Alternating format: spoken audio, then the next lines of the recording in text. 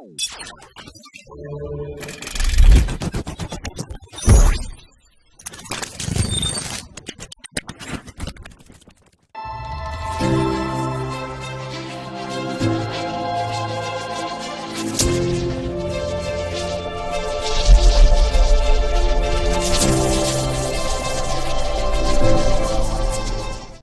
தொலைக்காட்சி நேயர்கள் அனைவருக்கும் அன்பு வணக்கம்.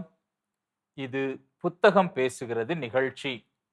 அறிவு களஞ்சியங்கள் புத்தகங்களின் வழியாக எதிர்கால சந்ததியினருக்கு பாதுகாக்கப்படுகின்றன. ஒவ்வொரு வாரமும் இந்த அறிவு களஞ்சியத்தின் சொந்தக்காரர்களாகிய ஆசிரியர்களை அவர்களுடைய புத்தகங்களோடு இந்த உலகிற்கு அறிமுகப்படுத்துவதுதான் இந்த புத்தகம் பேசுகிறது நிகழ்ச்சி. அந்த வகையிலே இன்று நம்மோடு அரங்கத்தில் இருப்பவர் அருட்தந்தை குமார் ராஜா அவர்கள். மாதா தொலைக்காட்சிக்கு இவர் புதியவர் அல்ல. ஏற்கனவே புத்தகம் பேசுகிறது நிகழ்ச்சியில் தனது மற்ற நூல்களுக்காக வந்திருக்கிறார். இன்னும் இயேசுவின் ஆளுமை என்னும் நிகழ்ச்சியிலும் இறை மக்களை தொடர்ந்து சந்தித்துக் கொண்டிருக்கிறார். அருட்பணி குமார் ராஜா அவர்கள் தூத்துக்குடி மறைமாவட்டத்தைச் சேர்ந்த அருட்பணியாளர். அவர்கள் மெட்ரிக் பள்ளி மற்றும் கல்வியியல் கல்லூரியின் முதல்வராகவும் மறைமாவட்ட கத்தோலிக்க பள்ளிகளின் கண்காணிப்பாளராகவும் 18 ஆண்டுகள் பணியாற்றிய அனுபவம் பெற்றவர். தூத்துக்குடி மறைமாவட்டத்தின் டிவைன் மெர்சி தியான இல்லத்தின் இயக்குனராக இருந்து பல்வேறு தியானங்களை வழங்கியிருக்கிறார். புனித பனிமய மாதா திருத்தல பேராலய அதிபராக 5 ஆண்டுகள் பணியாற்றிய பின் யூபிலி 2025ஆம் ஆண்டு அந்த யூபிலி ஆண்டிற்கான கருத்தூட்டாளராக ஏறக்குறைய 125 பாசறைகளை வெற்றிகரமாக நடத்தி முடித்திருக்கிறார்கள். இந்த பாசறைகளை முழுக்க முழுக்க அவர் இலவசமாகவே நடத்தி இருக்கிறார். தற்போது வெம்பூர் மறைப்பணித்தளத்தில் பங்கு தந்தையாக பணி செய்து கொண்டிருக்கிறார். விவிலிய இறையியல், சமூகவியல், ஆங்கில இலக்கியம் முதலியவற்றில் முதுகலை பட்டமும் கல்வியியலில் முனைவர் பட்டமும் பெற்றவராக இருக்கிறார். உமக்கு மட்டும், உமக்கே புகழ், உம்மோடு வாழ எனும் 3 இசை ஒலி பேழைகளுக்கு சொந்தக்காரராகவும் இருக்கிறார். 1000ற்கும் மேற்பட்ட காணொளிகளை பதிவேற்றம் செய்து மிகச்சிறந்த சமூக ஊடக பங்கேற்பாளராகவும் பங்களிப்பாளராகவும் தொடர்ந்து இருந்து கொண்டிருக்கிறார். ஏறக்குறைய 1000ற்கு மேற்பட்ட தியானங்களை வழங்கிய அனுபவம் பெற்றவராகவும் இருக்கிறார்.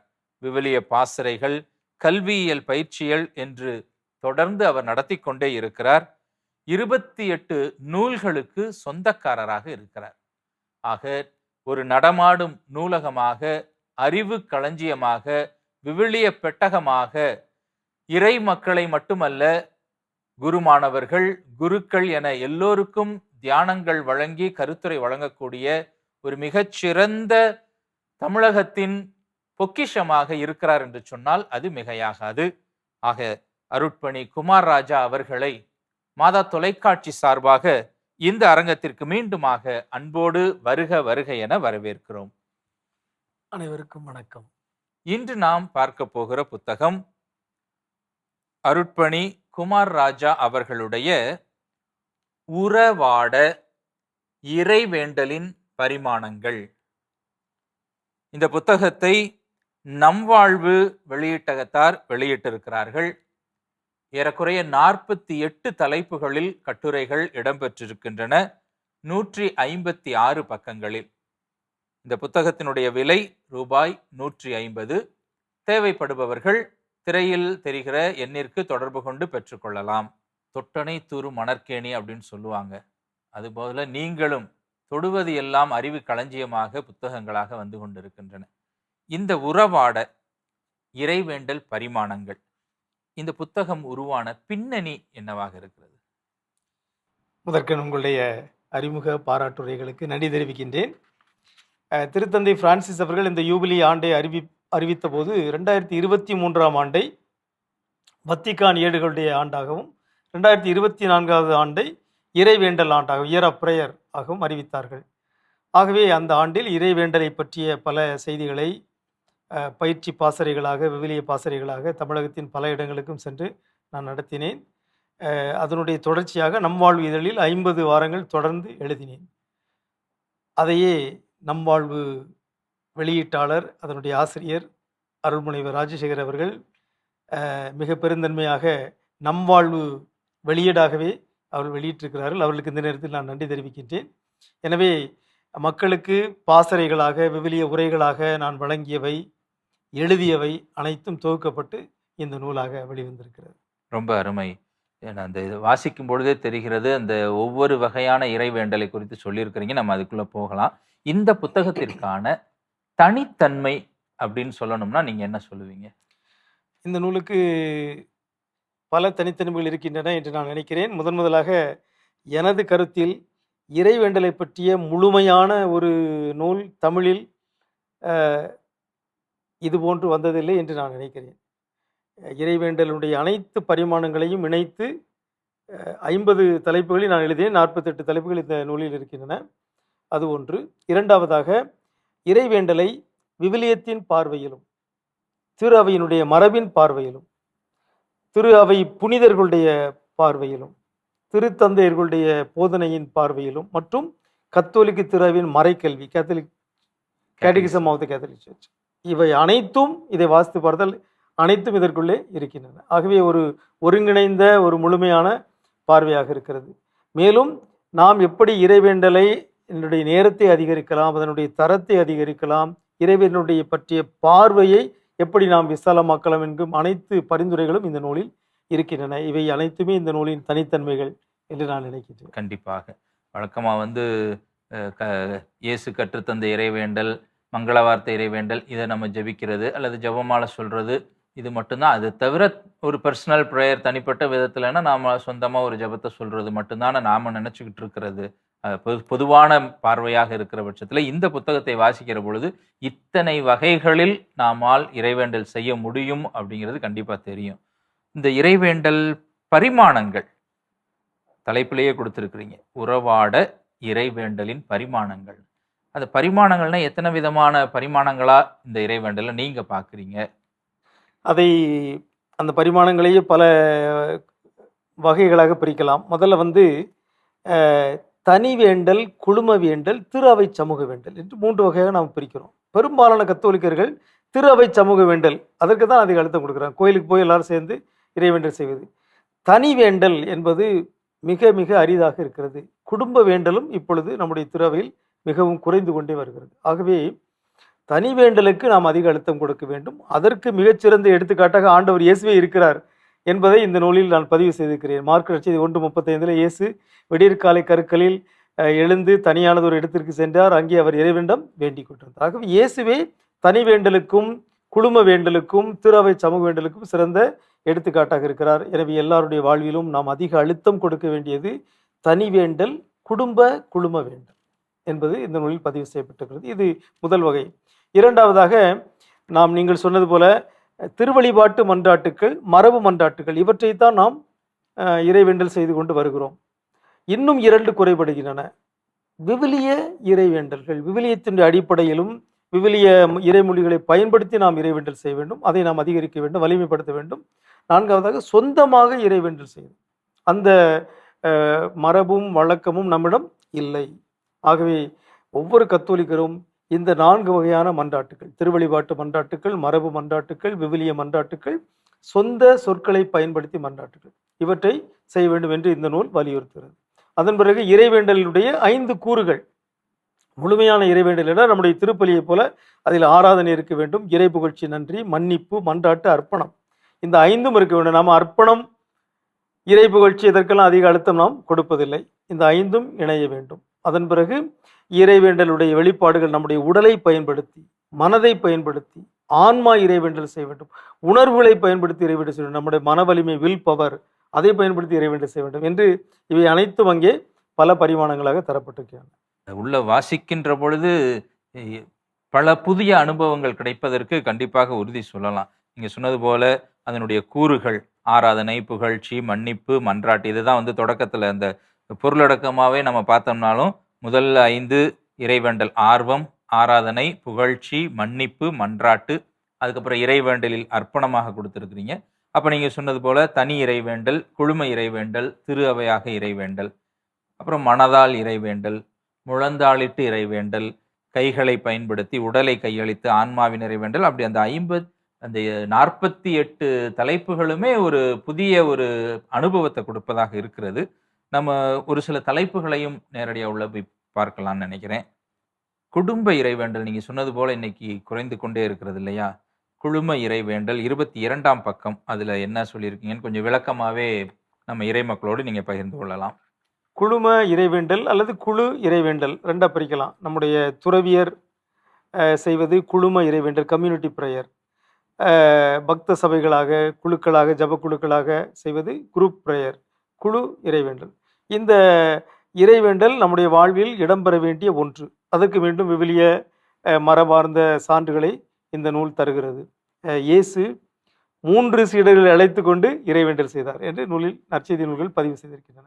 12 இறைவேண்டல் செய்தார் என்று பதிவு செய்யப்பட்டிருக்கிறது. ஆகவே குழுமமாக, குழுவாக இறைவேண்டல் செய்ய வேண்டும், குடும்பமாக இறைவேண்டல் செய்ய வேண்டும்.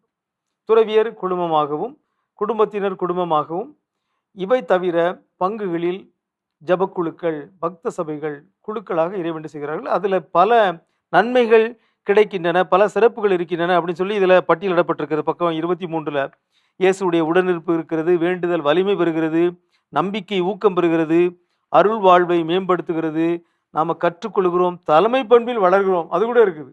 ஒரு குழுவாக இறைவேண்டல் செய்யும்போது ஒரு குழுவை எப்படி வழி நடத்துவது, ஒரு நான் டாமினேட்டிங் லீடர்ஷிப். நல்ல ஒரு குழு தலைவர் மற்றவர்கள் எல்லாரையும் பங்கேற்க வைக்கிறார். அங்கே சமத்துவம் வருகிறது, பகிர்வு வருகிறது, பங்கேற்பு வருகிறது. இவை எல்லாமே அங்கே நாம் கற்றுக்கொள்ள வேண்டிய சிறப்புகளாக ஒரு குழும வேண்டலில், குழு வேண்டலில், குடும்ப வேண்டலில் இருக்கிறது. அதில் உள்ள சில சிக்கல்களும் இருக்கின்றன. எடுத்துக்காட்டாக ஜபக்குழுக்களில் போட்டி, பொறாமை, பிளவுகள், தனிநபர் ஆதிக்கம், டாமினேஷன், தனிநபர் வழிபாடு போன்ற தீமைகளும் எளிதில் புகுந்து விடுகின்றன. எனவே விழிப்போடு இருக்க வேண்டும் என்று தனி ஒரு அதிகாரமே, ஒரு அத்தியாயமே எச்சரிக்கைகள் அப்படின்னு சொல்லி கொடுக்கப்பட்டிருக்கின்றன. இதுலையும் கொடுத்துருக்கிறோம். ஆகவே எல்லா வகையான வேண்டல்களிலும் சில குறைபாடுகள், சில வலுவின்மைகள் இருக்கின்றன. நாம் அவற்றை குறித்து விழிப்பாக இருக்க வேண்டும். பெரும்பாலும் நாம் வந்து ஒரு சில நேரங்களில் ரொம்ப எமோஷனலாக ஆயிடுறோம். அந்த எமோஷன்ஸ் ஹேண்டில் பண்ண தெரியாத சூழல்களும் வருது. இந்த உணர்வு மேலாண்மை வழியாகவும் இறைவேண்டல் இருக்கிறது அப்படிங்கிற ஒரு விஷயத்தை அதில் எப்படி சொல்லியிருக்கிறீங்க? அதை 2 பார்வையில் பார்க்கலாம். ஒன்று, உணர்வுகளோடு இறைவேண்டல் செய்வது. இரண்டாவதாக உணர்வுகளை மேலாண்மை செய்து இறைவேண்டல் செய்வது.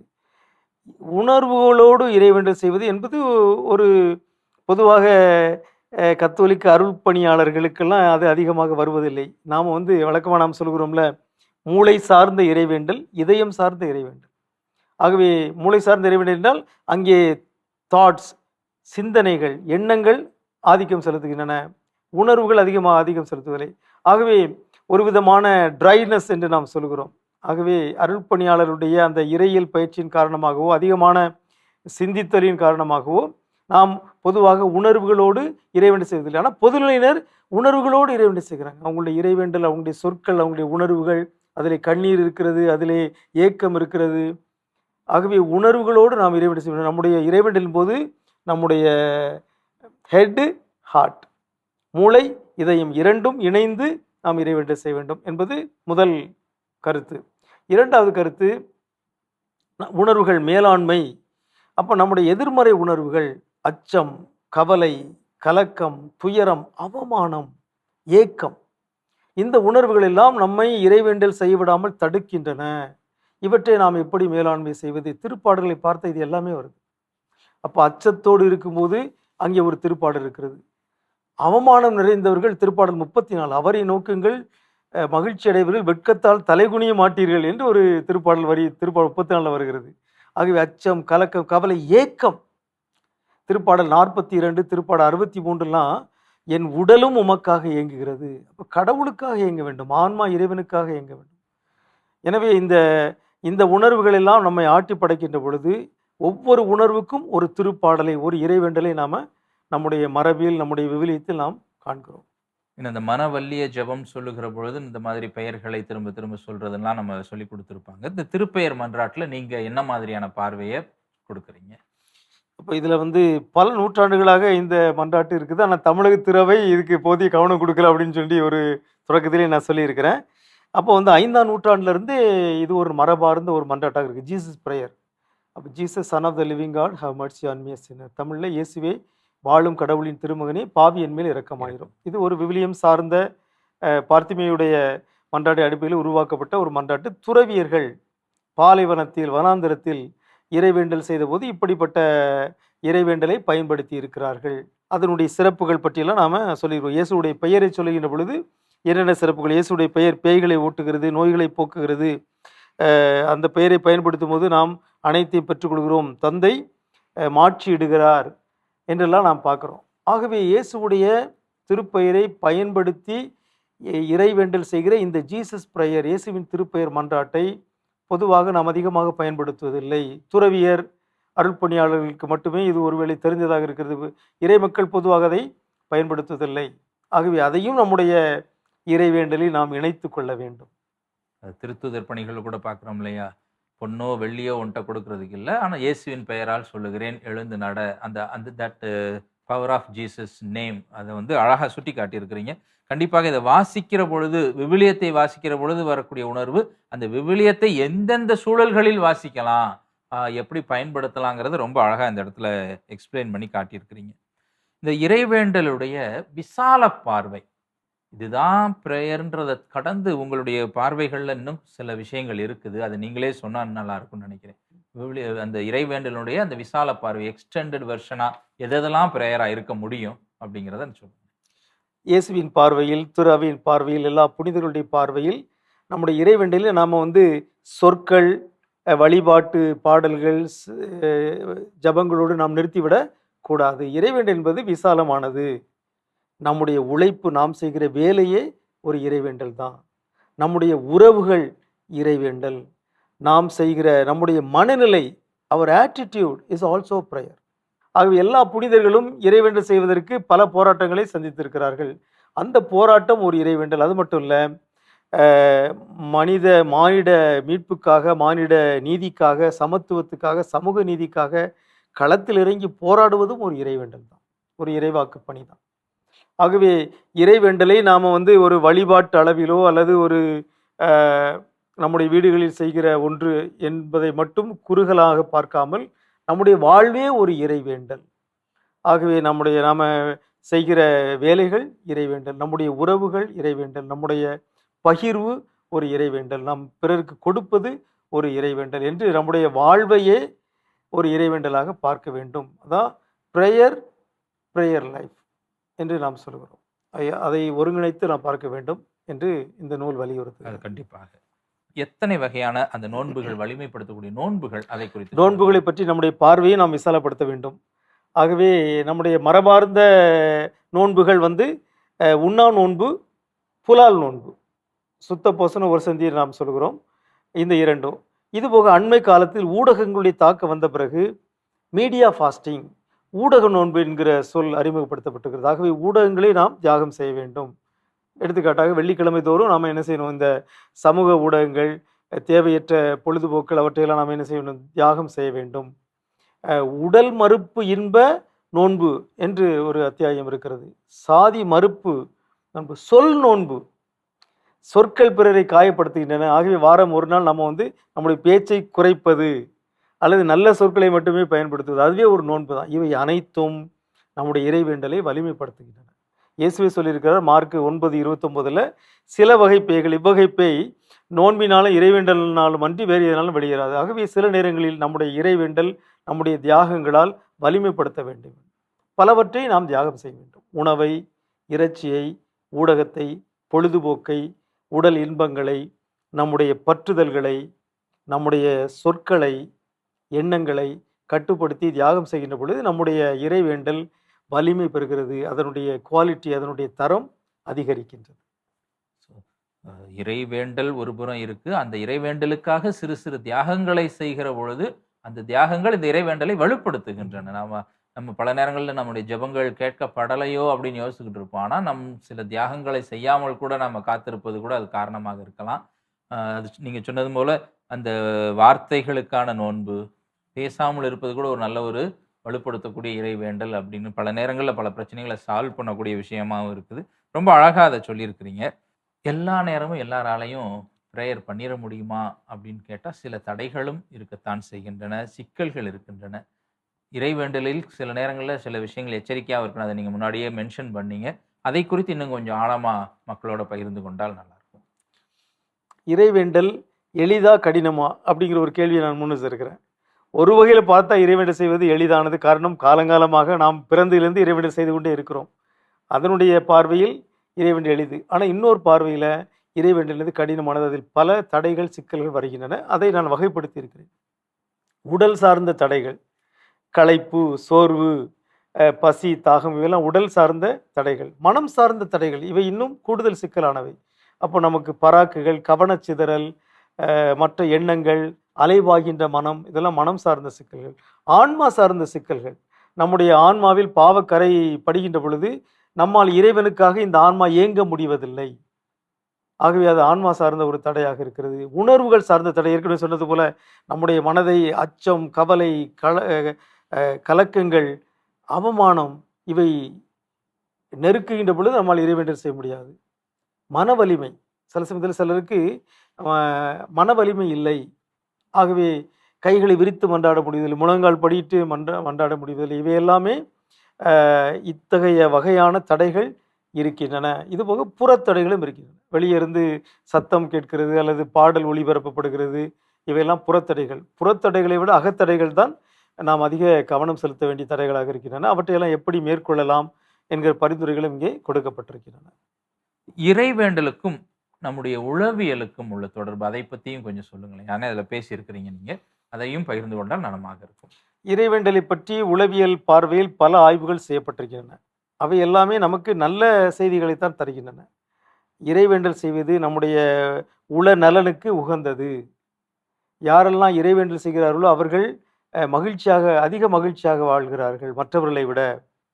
இறைவேண்டல் நோயாளர்கள், இறைவேண்டல் செய்கிற நோயாளர்கள், இறைவேண்டல் செய்யாத நோயாளர்கள், இவர்களை ஆய்வு செய்து பார்க்கின்ற பொழுது இறைவேண்டல் செய்கிற நோயாளர்கள் விரைவாக நலம் பெறுகிறார்கள் அல்லது அதிக மன அழுத்தமின்றி அவர்கள் வாழ்கிறார்கள். புற்றுநோயாளர்கள் எல்லாருமே இறந்து போகிறார்கள், அனைத்து புற்றுநோயாளர்களும். ஆனால் இறைவேண்டல் செய்பவர்கள் அதிக மன அழுத்தமின்றி அதை ஏற்றுக்கொண்டு அவள் இறப்பை சந்திக்கிறார்கள் என்று உளவியல் தொடர்பான பல ஆய்வுகள் நமக்கு கற்றுத்தருகின்றன நல்ல செய்திகள். அது மட்டுமல்ல, இந்த நாம் இறைவேண்டல் செய்கின்ற பொழுது அதிலே அந்த நம்முடைய ஆளுமையின் வெளிப்பாடு அல்லது தன்னலம் வருகிறது, அல்லது நான் ஐ எம் ப்ரொஜெக்டிங் மைசெல்ஃப், இதையெல்லாம் நாம் உளவியல் சுட்டி காட்டுகிறது. உளவியல் சிக்கல்கள் நம்முடைய இறைவேண்டலை எப்படி தடை செய்கின்றன, ஒரு குறைபாடாக இருக்கின்றன என்கிற ஒரு விழிப்புணர்வையும் நாம் பெற வேண்டும். சில சமயத்தில் நாம் நினைக்கிறோம் நாம் நன்றாக இறைவேண்டல் செய்கிறோம். இயேசுவே சொல்லியிருக்கிறாரு, அந்த பரிசெயரும் வரிதண்டுவோரும் பற்றிய உண்மையில் அவர் தன்னை முன்னிலைப்படுத்தினார். ஆகவே அவருடைய இறைவேண்டலை கடவுள் ஏற்றுக்கொள்ளவில்லை. அது ஒரு உளவியல் செய்தி, உளவியல் ஆன்மீக செய்தி, சைக்கோ ஸ்பிரிச்சுவல் மெசேஜ். ஆகவே நாம் இறைவேண்டல் செய்கின்ற பொழுது ஒவ்வொரு இறைவேண்டல் செய்பவரும், இறைவேண்டலை வழி நடத்துவோரும் சற்று எச்சரிக்கையாக இருக்கிறோம். அதிலே உளவியல் சிக்கல்கள் வருகின்றனவா, தன்னை முன்னிறுத்துகின்றோமா, கடவுளை முன்னிறுத்துகின்றோமா, அதில் ப்ரொஜெக்ஷன் என்கிற உளவியல் சிக்கல் வருகிறதா என்பதை பற்றியெல்லாம் நாம் சற்று விழிப்பாக இருக்க வேண்டும் என்பதை பற்றியும் இந்த நூல் பேசுகிறது. இறைவேண்டல் குறித்து இவ்வளவு தெளிவாக தமிழில் புத்தகங்கள் வந்திருப்பது அரிதாகத்தான் இருக்கும்னு நினைக்கிறேன். வாசிக்கிற ஒவ்வொருவருக்குமே இப்படியும் இறைவேண்டல் செய்யலாம், இதுவும் இப்படியும் நாம் கடவுளோட பேச முடியும். இந்த உறவு, இறைவேண்டல் என்பதே கடவுளோடு உரையாடுதல், உறவாடுதல். அதை நீங்கள் ஆழமாக எடுத்தது நம்ம இப்போ சொல்லி இது எந்தெந்த விதத்திலெல்லாம் இந்த உரையாடல், உறவாடல் நிகழ முடியுங்கிற அழகாக கொடுத்துருக்குறீங்க. பல்வேறு அதனுடைய பரிமாணங்கள், வகைகள், கூறுகள், வெளிப்பாடுகள், அதனுடைய விசால பார்வை, அதுக்கு ஏற்படக்கூடிய தடைகள், ரொம்ப அருமையாக நல்ல ஒரு காம்பேக்டான ஒரு படைப்பாக இருந்தாலும் ஆழமான படைப்பாக இருக்கிறது. கண்டிப்பாக வாசிக்கிறவர்களுக்கு இது பயனுள்ள ஒரு நூலாக இருக்கும் என்பதில் எந்த விதமான மாற்று கருத்தும் இல்லை. ஆக உறவாட, இறைவேண்டலின் பரிமாணங்கள் என்கிற இந்த நூலை வழங்கி இருக்கக்கூடிய உங்களுக்கு மாதா தொலைக்காட்சியின் சார்பாக எங்களுடைய வாழ்த்துக்களையும் பாராட்டுதல்களையும் நன்றிகளையும் தெரிவிப்போம். அன்பு நேயர்களே, இன்னும் நம்மில் பலர் எழுதி கொண்டிருக்கிறார்கள். உங்களுக்கு தெரிந்தவர்களை எங்களுக்கு அறிமுகப்படுத்துங்கள். அவர்களுடைய எழுத்துக்களை உலகிற்கு அறிமுகப்படுத்த காத்திருக்கிறோம். என்ன நேயர்களே, நிகழ்ச்சியை கண்டு ரசித்திருப்பீர்கள் என்று நம்புகிறோம். மீண்டும் ஒரு புதிய புத்தகத்தோடு உங்களை சந்திக்கிறோம். அதுவரை உங்களிடமிருந்து விடைபெறுகிறோம். நன்றி, வணக்கம்.